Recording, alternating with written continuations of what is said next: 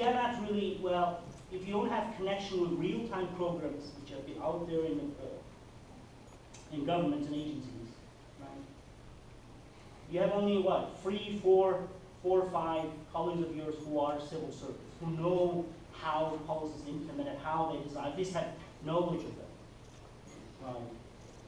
When you go back, or go out of the school, or hopefully most of you will end up in government, hopefully.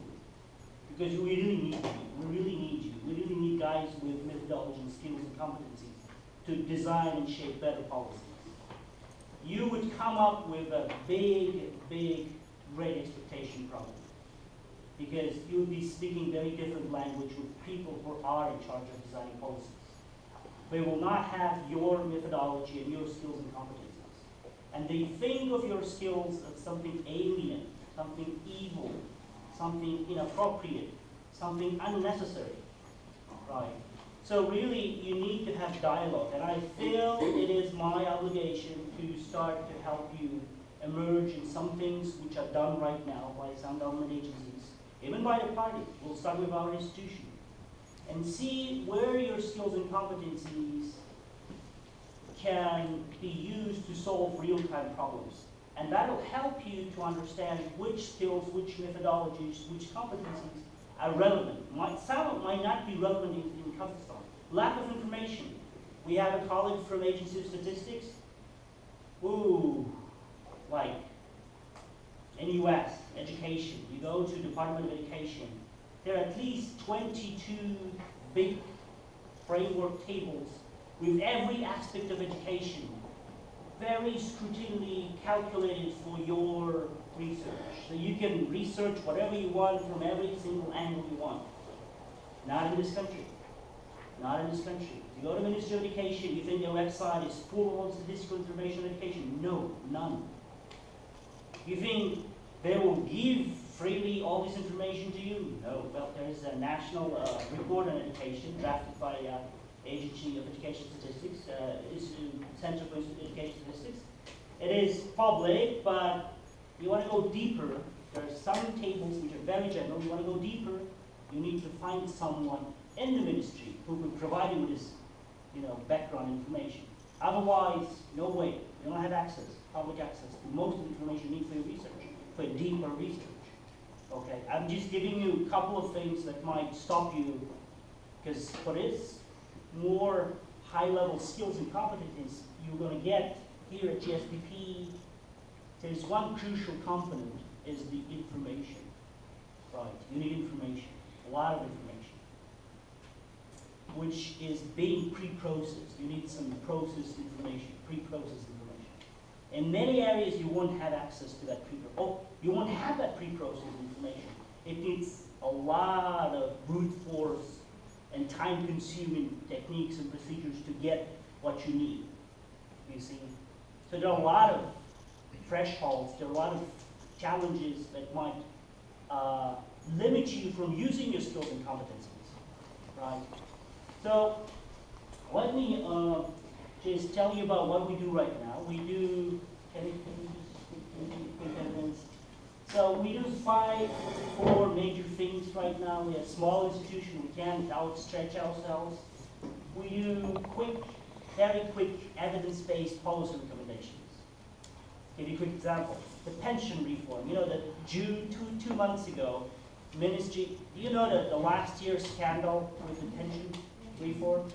Patamushta. Eggs, rotten eggs flying around. Why? Why it has happened? Have you ever looked into the problem? Misunderstanding? No.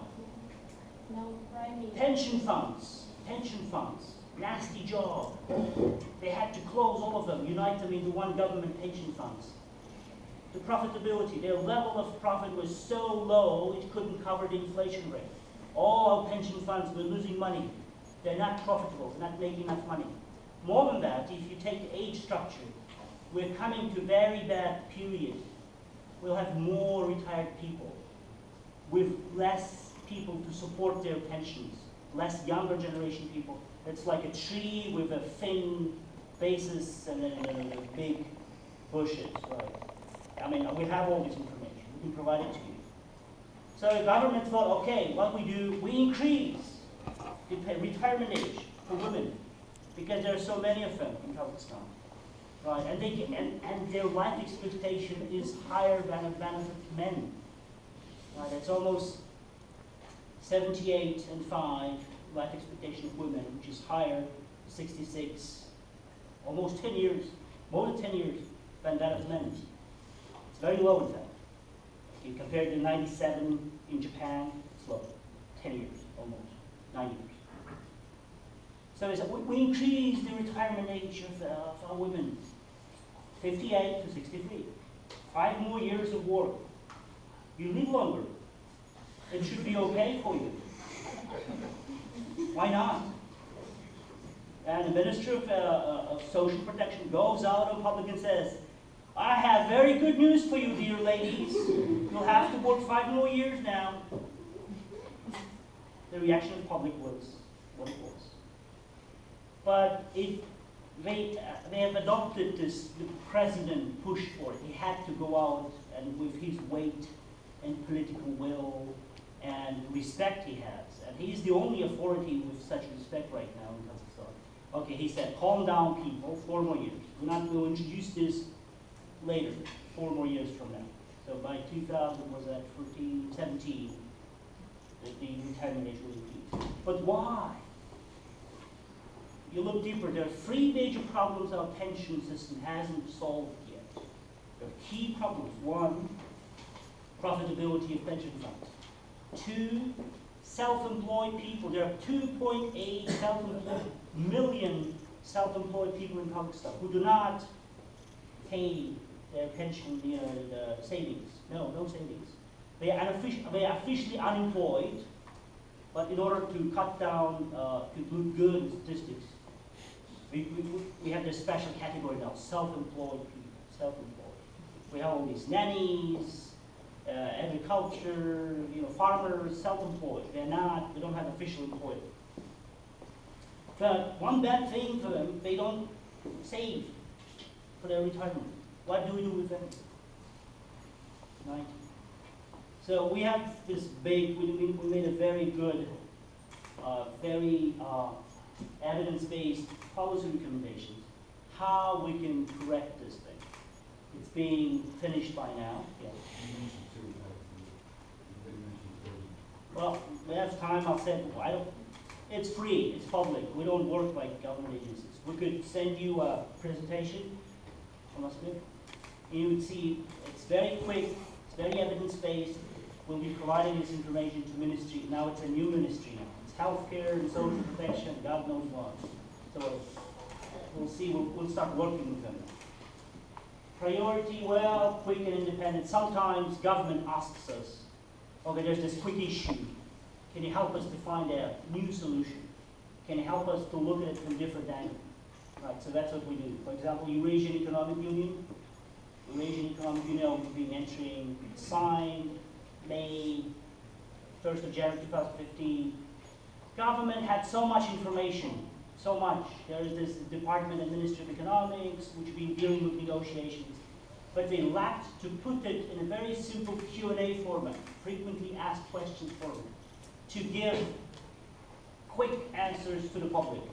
So that's where we come in. We spend about a month, okay, no lunches, sleeping in the office, about a month working with Minister of Foreign Affairs, Minister of Economics.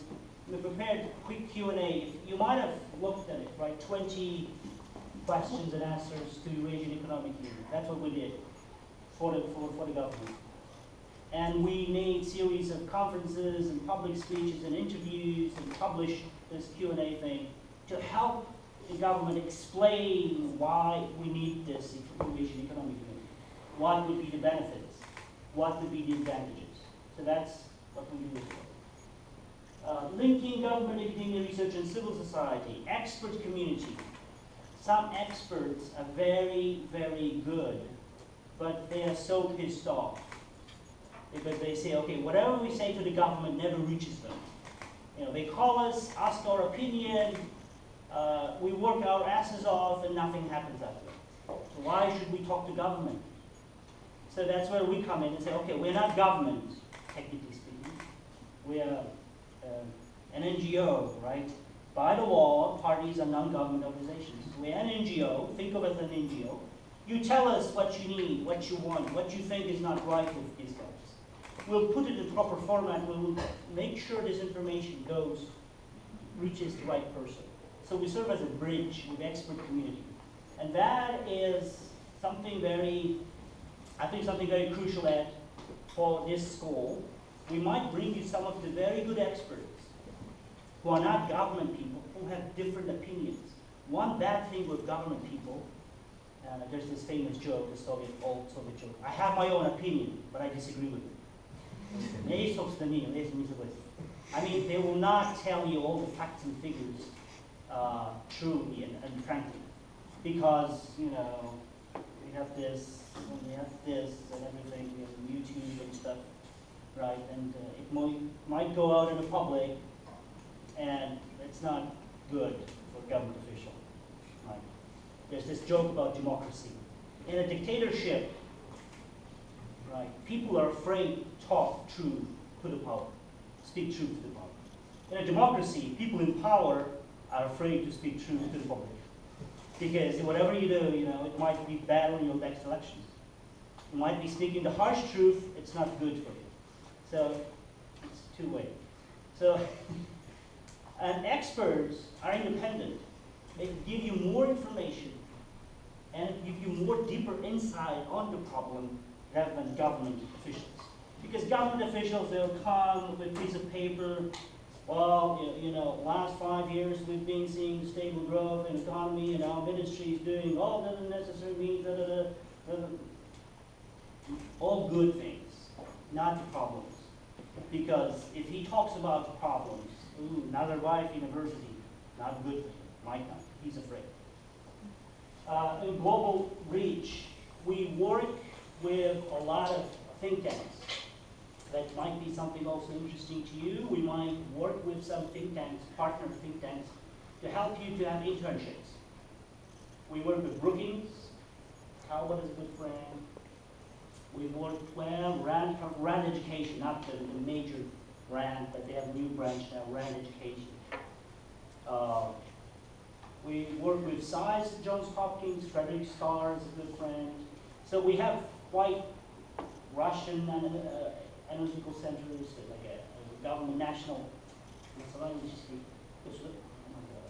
analytical center under the government, which was established by Mr. Putin about 5 years ago when he was prime minister.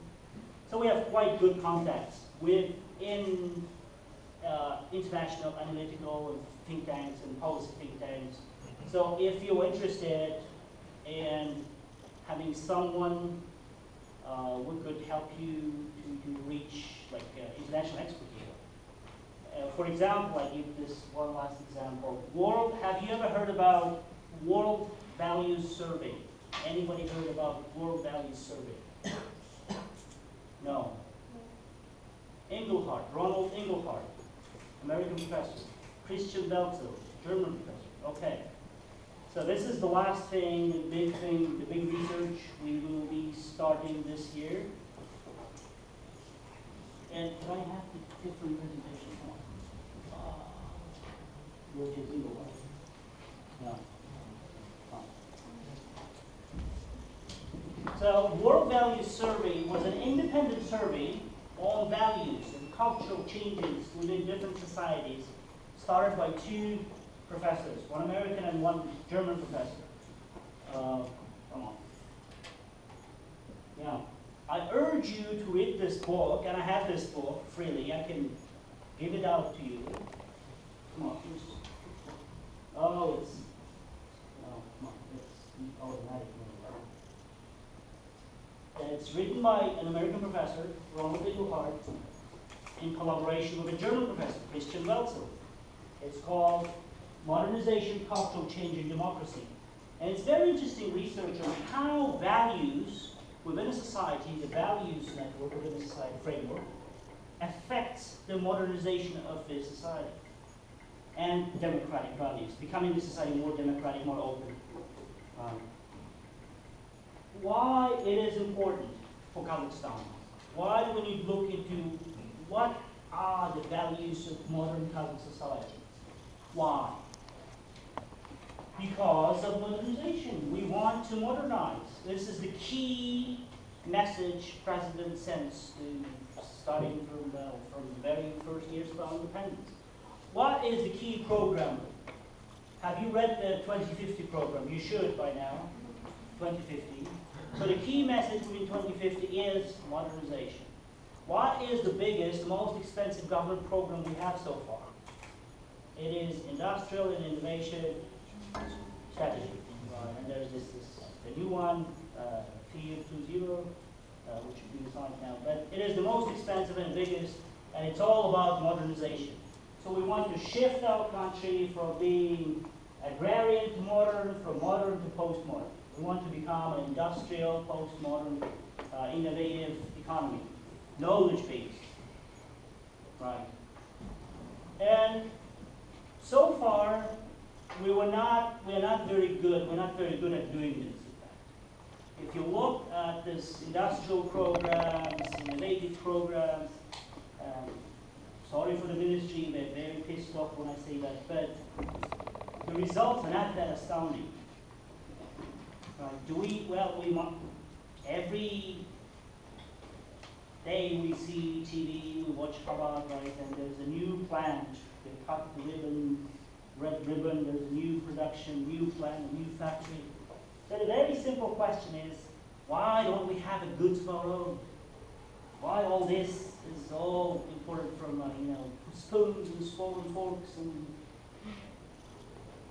I think even pen. I think it's made in China. Right. We try to boost entrepreneurship, right? SMEs is becoming, we want, every young person to have their startups, have businesses, SMEs. Do we have this trend? That everybody wants to start their own business? And business is becoming something popular, starting a new business? Slowly, yes. We do have this change, there's shifts in that. So what we're trying to do right now, we're trying to, we partnered with Work Value Survey, right? They started this Work Value Survey in 1981, and it comes in waves. They call them waves. So they take a period of 5-6 years, and they see how values are changing against this wave. Which is quite interesting as methodology. They don't do it annually, they make it in waves, right? There are many values who try to assess the cultural change. There's Eurobarometer, Global Barometer, there's International Social Survey Program, European Social Survey, comparative study for electoral systems. They do look into some cultural things as well. Freedom House and World Bank, they're like, in some sense they do look at the cultural things. But World Value Survey is quite interesting. It's a very interesting survey. They have, right now it's being run in 78 societies around the globe. And Kazakhstan has the first global survey run, value survey, was in 2011, 3 years ago.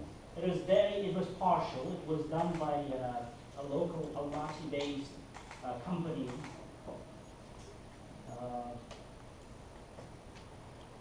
It uses a multiple methodology, ranging from individual level analysis to society level analysis, cohort analysis. So some of the interesting things you could find, I can give you a couple of examples, for example. What would be the outcomes of if you had to run the survey? Shifts in moral sexual values, for example. Divorce. Approval, disapproval of divorces.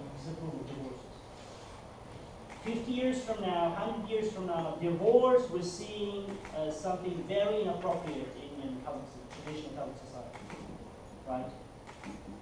Because of the influence of religion and traditional values. Divorce was something very inappropriate, shameful, inappropriate, not right, evil. But it's been changing. And it's interesting it's been how it changes within men's perception and women's perception. You could even differentiate from that. Abortion, homosexuality. I mean, 20 years from now, nobody would talk about homosexuality in a way we talk about it right now. Right? Even things like that. Religiosity scale. Right? 20 years from now, at the beginning of independence, the religious level of society was at a much lower level than it is at now. And we're talking about perception of religion, we're talking about knowledge of religion, we're talking about practice of religion. And there are 6 levels of, it's a 100-point scale, and you could actually see what is the religiosity level, what's the level of religion dissemination and practice within the society, or perception of religion. Is it a religious society, a less religious society? Do they have respect and knowledge of religion? Do they just respect religion? Do they practice religion? How do they perceive religion? Is it something important in their lives and within their society or not? Right. So this is some of the things you could get from this surveys, and it's quite. I will give you just a quick example of how the questionnaire went on. The questionnaire is quite thorough.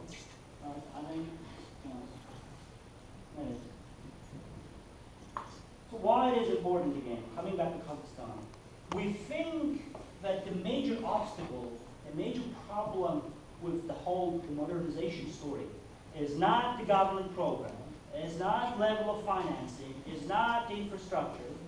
I mean, we have all this. You take the first industrial innovation strategy, which started in 2005, the first siege, right? $8 billion. You take the second SEER, which just finished this year, the second stage, $15 billion. Now you take the second SEER 2.0, the next stage. I'm not officially responsible to declare the figures right now, but it's big, very big figure. So not enough government funding, it's enough. I mean, well, it could be more, but it's more than substantial.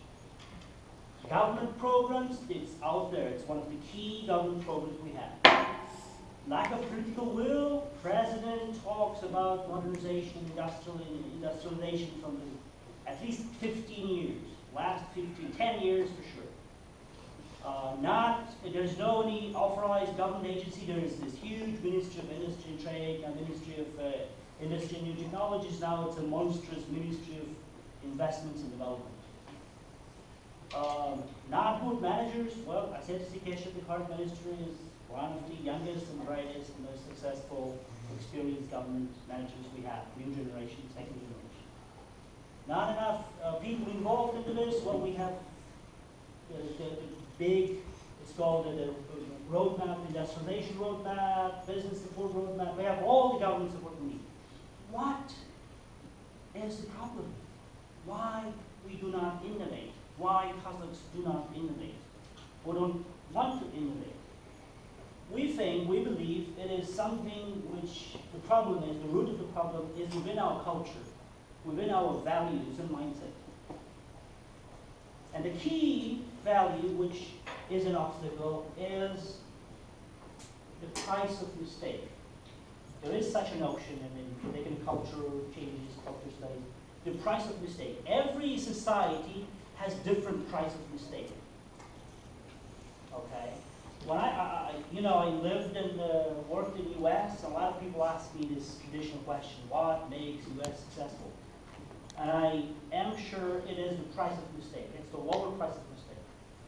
If you make a mistake in state, it is okay. More than that, it's it's legalized. You start a business, it doesn't go, no worries, bankrupt, go bankrupt. Started a new business, second time, doesn't go well, go bankrupt. You go and apply for a job, and in your CV, an employer potential perceives, he was bankrupt, he was fired and stuff. Good. I like this man. He made mistakes. He's being beaten. He's being on the floor. I like him because he has experience. There's a very good proverb in Russian called "Ladno bitelo, drug ne bitelo." He's been hitting on head. So next time he'll think twice, he's wise. You look, I'll give you one quick example. Steve Jobs. Let's take Steve Jobs of Apple and put it into Kazakh reality. We'll have a young guy who has no parents, no family roots, no clan history, no tribe history. It is very important in a traditional society like ours. Oh.